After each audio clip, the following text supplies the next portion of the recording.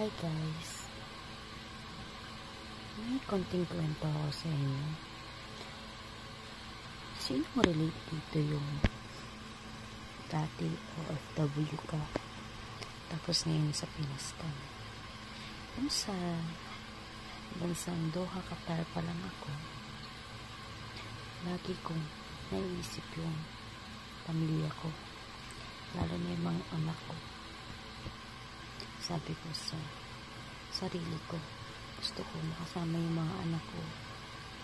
Kahit wala akong pera, kahit wala akong ipon.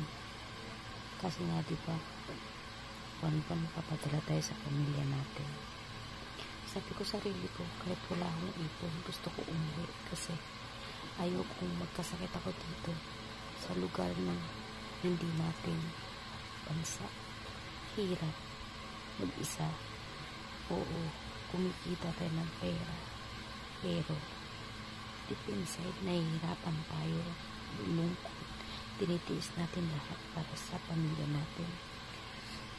Sabi ko sa sarili ko noon, sa bansang Doha, Qatar pa lang ako, gusto ko na umuwi, gusto ko makasama yung pamilya ko.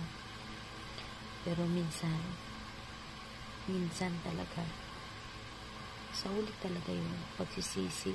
Minsan sa huli ma-realize mo na dapat hindi ganito ginawa ko, or dapat sana nasa Doha, Qatar pa ako nag-work, hindi sana kumikita akong pera.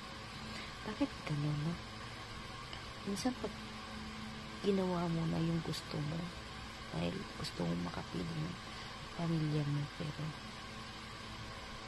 na-realize mo sa huli, sana may sahod pa ako buwan-buwan, sana nag-work pa ako, sana ganun yung sa isip mo.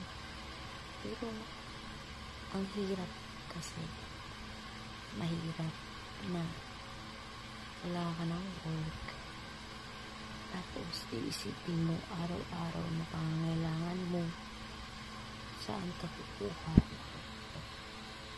Tapos yung pera ka, inire-rolling mo, nangyari i-rolling na ganito, ganyan, kinabukasan dito, dapat ganyan budget. Minsan nahihirapan ako, minsan bumibigay yung sarili ko, nalulungkot ako, napag-iisip-isip ako, tama ba yung desisyon ko. Pero masaya ako kasama ko yung pamilya.